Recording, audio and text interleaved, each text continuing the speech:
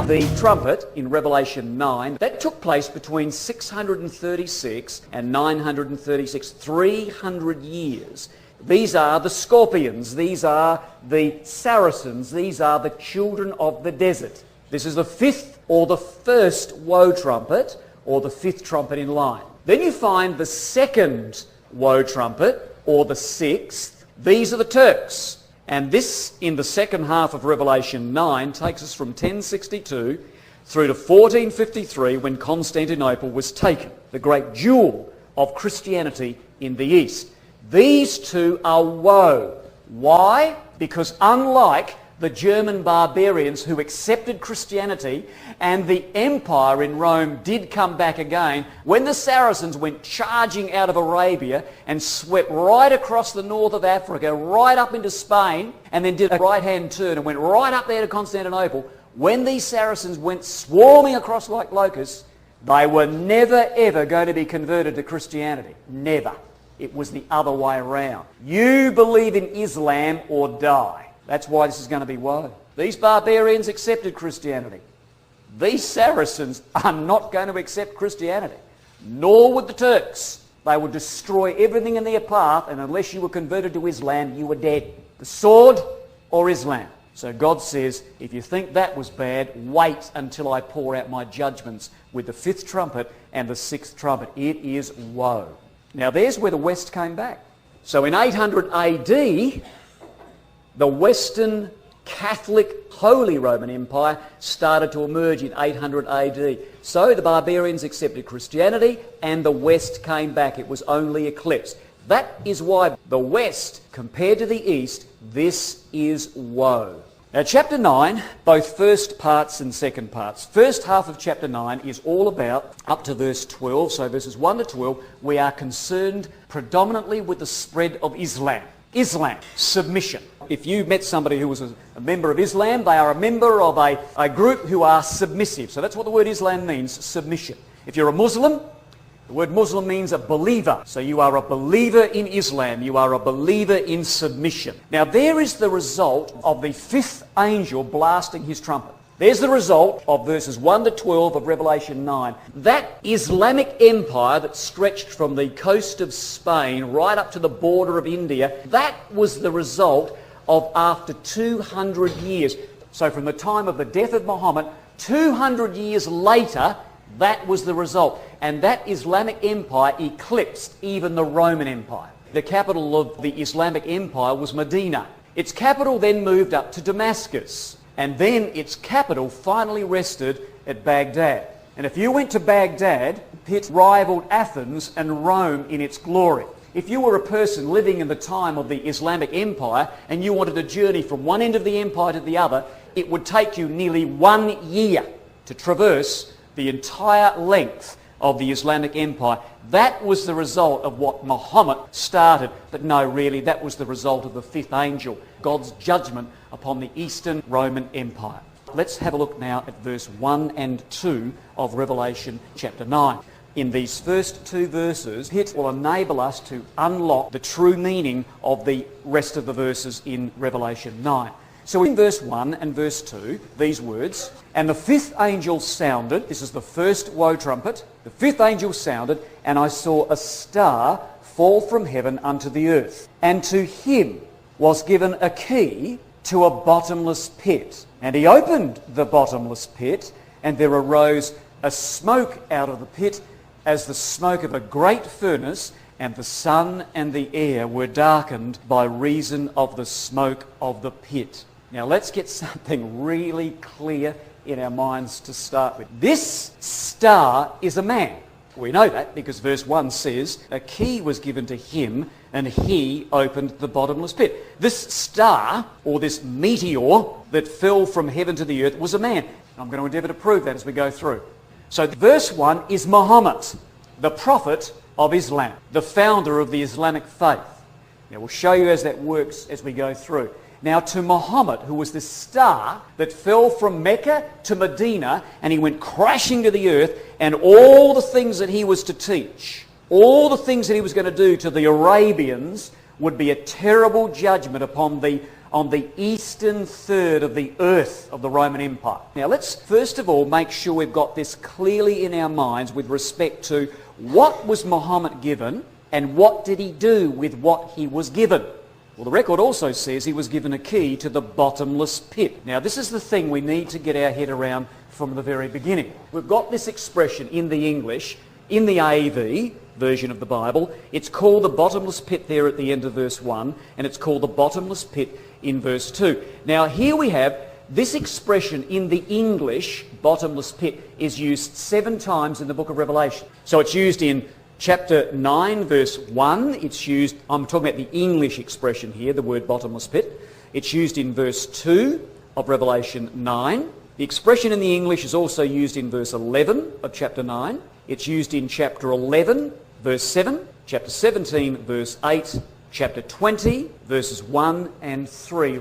So only 7 times in the whole of the Apocalypse do you have this expression, the bottomless pit. But only on 2 occasions is it used differently in the Greek, and they are here in chapter 9 and verses 1 and 2. And there's a very, very important reason. When you go and look at the other 5 occasions, in the Greek, the other 5 occasions outside of verse 1 and 2 of Revelation 9, the Greek is always and simply the abyss. And the beast arose out of the abyss.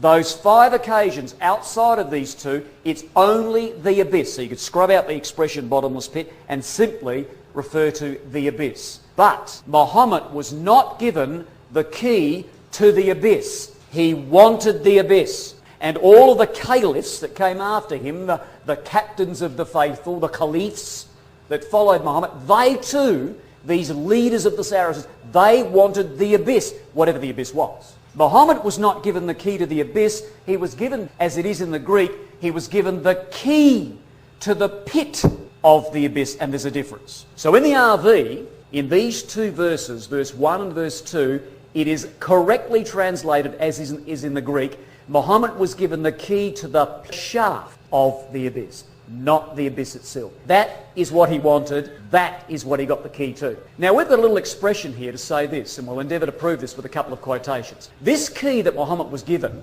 was to open a shaft that led to what he wanted, which was the abyss. Now what are we talking about? How can we explain this from the New Testament?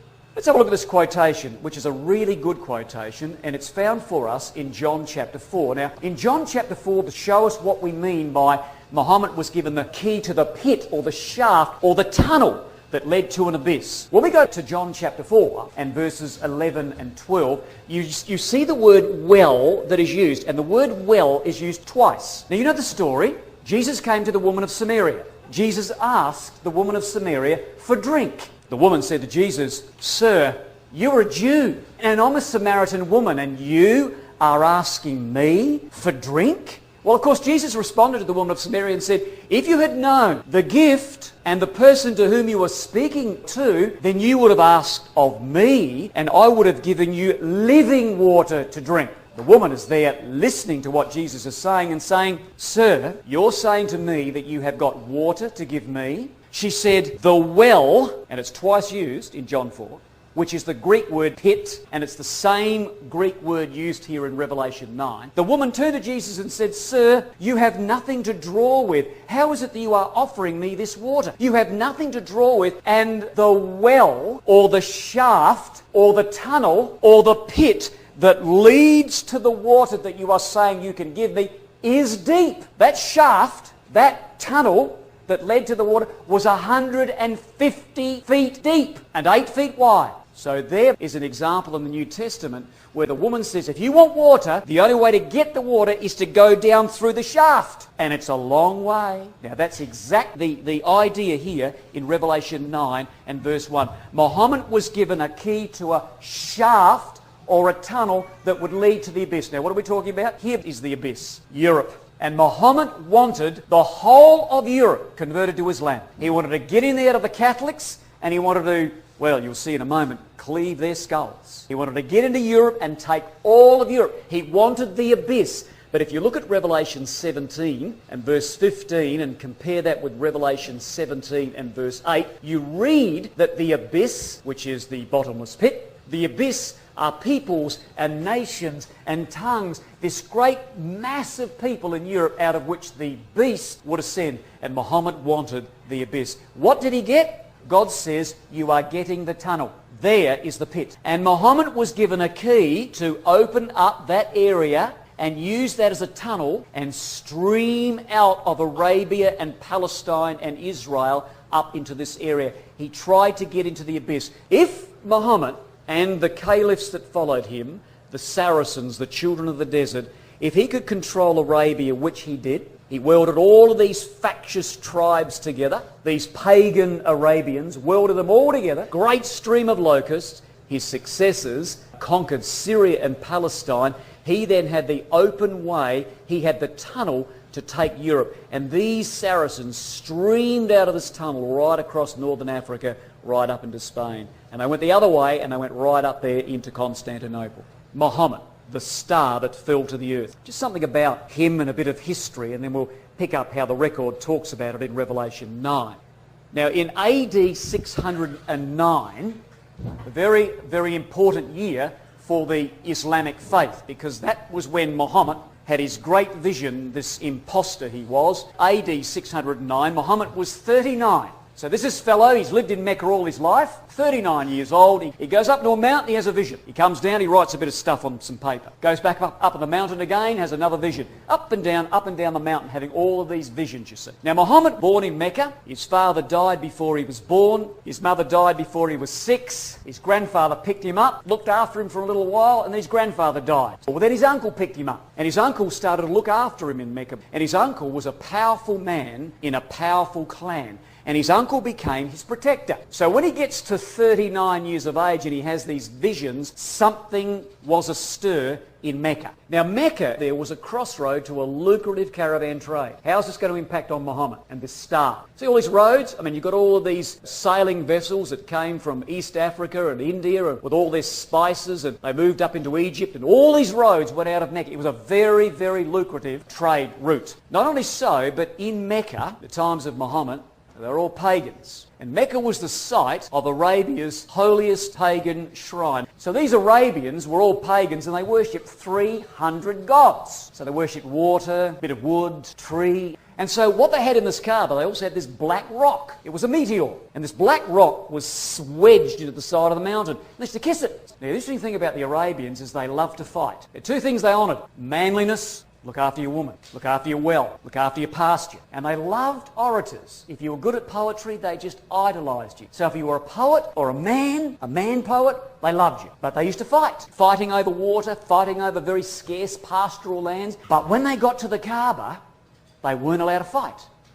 What they did, they roped off this area around here. It was holy ground, you see. And they thought, heck, can't fight. We'll have to sell. So they set up all these stalls, all these bazaars. And so they sold. They put down their arms and they started to sell. Well, Muhammad comes down from the mountain. He says, there are no more 300 gods. They don't exist. There's only one God. Now, you imagine what impact that had. They turned around and looked at him and said, I beg your pardon? They said, there is only one God. They went, well, what about the Kaaba? It'll have to go. What about our 300 gods? Don't exist. What about our selling? Bad luck. And so they went to Muhammad's uncle and they said, get rid of him. He's got to go. And there were very wealthy tribes. And they said, this is bad for business. But his uncle didn't. He protected him. And so his uncle was protecting this man that was starting to preach this stuff that was not running well for the Arabian. Well, his uncle died. And when his uncle died, these other tribesmen were going to get Muhammad. And so Muhammad, with a few little followers, then fled to Medina in AD 622. This is an important part of the Islamic calendar because this is the beginning of their calendar, and this is what they call the Flight. So they begin their Arabian calendar from when Muhammad fled Mecca and he fled to Medina, the city of the Prophet. He was in Medina, this supposed man who had a vision. And what's he doing in Medina? He says, you need food? Yeah. Well, there's a caravan out there, camels, with all that. Go and kill them. Go and get your food. So they were raiding caravans, getting all the loot, all the money, and he's a religious man. And he's killing and plundering and pillaging caravans. Well, you imagine you're an Arab and you think he always wins and he gets plenty of money. This man is a good man to be with. And so all of the Arabians started to flock to Muhammad. That is how the Arabian Islamic faith began to grow rapidly. He died. When he died, his lifelong friend, Abu Bakr, then became the first caliph, the first captain of the faithful. This began the split between the Sunni and the Shiite. Muhammad's dead. Who do we appoint? And the Shiite said it's got to be a descendant from Muhammad. And the Sunni, who were in the majority, said no, it's got to be the best person for the job. And so Abu Bakr, the lifelong friend of Muhammad, he was elected a Sunni, the best person for the job. And from that moment on, there has been this division, this split between the Sunni and the Shiite. They then moved in, the caliphs and the Saracens, they moved in after Muhammad died. They moved in and they invaded Israel, Syria and Jerusalem in 636 to 637. And then the locusts went and swarmed out of the pit. Now look at this. This is an extract from Freeman's Historical Geography of Europe on page 111 and page 112. Have a look at what this historian says about the movement of the Saracens, the children of the desert under their captains of the faith. This historian says, in a few campaigns, the empire, that is, the Roman Empire, lost all its possessions beyond Mount Taurus. So if you're in Rome and looking back toward the east, you would see Mount Taurus. All of the possessions of the Roman Empire, the 1/3, the Hellenized east, the historian says, in a few campaigns, these Saracens, because he's talking about the Saracens here, he says in a few campaigns the Roman Empire lost all of its possessions beyond Mount Taurus. That is, it lost one of the 3 great divisions of the empire. That is exactly what Revelation 9 is about. The 5th angel blasted his trumpet, the first woe trumpet, and the Hellenized east was overwhelmed by a swarm of Saracens. He says the area that was lost to the Saracens was namely that bit where neither Greek nor Roman civilizations had ever thoroughly taken root, the Hellenized East. Every province that was conquered by the Saracens was utterly locked away. It became the possession of men, altogether alien and hostile in race, language, manners and religion. And Muhammad was given the key. And the tunnel, the pit, or the shaft from which they streamed from, sent the Saracens right up there, and they wanted the abyss. They got as far as Tours in AD 732. And when they got to Tours, somebody stopped them. And the person that stopped them was Charlemagne's grandfather. Charlemagne, soon to burst on the scene in 800 AD and join together with the Pope and form the Holy Roman Empire, which would last 1,000 years. We're not far away from 800 AD, the coming back of the western part of the empire. So the Saracens want to take Europe. God says, no, I've got other plans for Europe. And so the Saracens were blocked by Charlemagne's grandfather, and they tried to swarm up there and take the abyss. So they did a right-hand turn, and they went up to try and take Constantinople, but they were stopped. And God said, Constantinople is not for the Saracens, Constantinople is for the Turks. The Saracens had got Constantinople, and if they'd streamed past Constantinople, and if they'd taken Vienna, which the Turks got to Vienna but were blocked, couldn't go any further. If the Saracens had taken Vienna, then Charlemagne's grandfather would have had the Saracens at his back, and Europe would have been totally different to what we know today. Europe would have been Muslim, Islamic. But God said, you are only getting the key to the shaft. What an amazing thing. Revelation 9 verse 11, an amazing verse. How accurate is the Bible with respect to these Saracens streaming out and only taking the Hellenized third, only getting the shaft or the tunnel that led to Europe. They could not get Europe because God said that's not yours to take. Now verse 11 of Revelation 9, and these locusts or these Saracens, they had a king over them, which is the angel of the bottomless pit. This king is not the star in verse 1. The star in verse 1 is Muhammad. This king in verse 11 is not one man.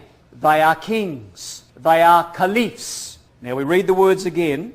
The locust had caliphs, kings over them, who were messengers. So that's an angel. In the Greek it's messenger. So these caliphs, these kings of the Saracens, were messengers, not of the abyss, but to the abyss. Now this is what the verse is saying. I'm a caliph. I am the captain of my Saracen hordes. I have a message to the abyss, to Europe. And my message is this. I'm coming to get you. and when I do, I will destroy you if you do not convert to Islam. How do we know? You have a look at this. You imagine you being in Europe. You're in Europe, you're a Catholic, and you hear this message, a message from the caliphs, and they've got a message to you who live in the abyss in Europe, and their message is, we're coming to get you, and you say, yeah? Well, what are your credentials that you can destroy me? Well, God says, I'll show them to you. He says, we are destroyers. We've already done it. Have a look at the way God writes this. He said, we've got a message, we're going to destroy you.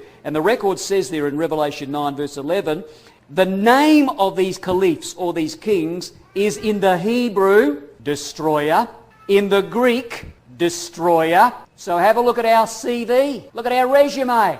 We have gone through as a mob of locusts and we have destroyed the Hebrew.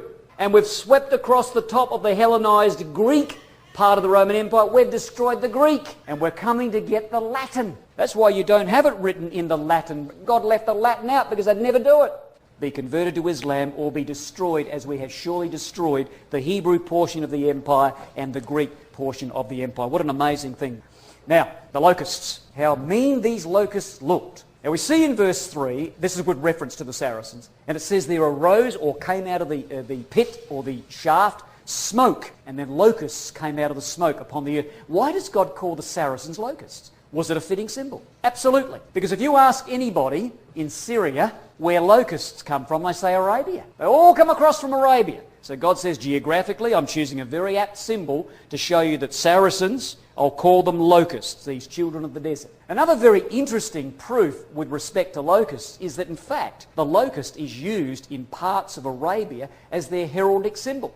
When you look at the word in the Hebrew, the word locust in Hebrew is arba. The word Arab in Hebrew is arbai. The word desert in Hebrew is araba. They are so close. You could actually look at the desert and go, there's a locust. Or worse, you could look at an Arab and say, there's a locust. Or look at a locust and say, there's a desert. They are all mixed up. So close. And God says, get it? Desert, Arab, locust. All very closely related. And so God says, I'm going to choose locust as a fitting symbol of the Arabians who come from the desert. When you have a look at Revelation 9 and verse 7, you read that these Saracens, in verse 7, the shapes of the locusts were like horses prepared unto battle. What does a locust head look like? A horse. So a locust head looks like a horse. So the Italians call locusts cavallate, which is little horse, from which you get the word cavalry. So God says, the symbology, locusts look like horses. In fact, and then you read on in verse 7, and these locusts were prepared for battle, and they had on their heads crowns like gold. Well, of course, many of you would be aware, when the Saracens swarmed into battle on their horses, they had these long, flowing yellow turbans. And John looked at them and thought, they weren't crowns of gold, they had crowns like gold. And when the Saracens streamed into battle, they wore yellow turbans. And then John says they had faces like men. Well, they had beards, because the Romans were clean-shaven. So were the Egyptians. So if you've got a beard, you're a man. So John looks at it and he says, they got men's faces. But the problem was, the anomaly was they had hair like women. So these long flowing locks flowing out from their yellow turbans, big bushy beards, and they had teeth like lions. They were ferocious fighters. And he says they had little breastplates. You pick up a locust and have a look at his chest. You know what he's got? A breastplate. He's got a little cuticle. This is amazing the way in which God uses this. And Mohammedan tradition tells the story that Muhammad was out there one day, he put out his hand, a locust fell into his hand. And when he looked at the locust, inscribed on the wings of the locust were the words, "We are the army of the great God." That is in Bedouin tradition. These Arabians saw themselves as the army of the great God.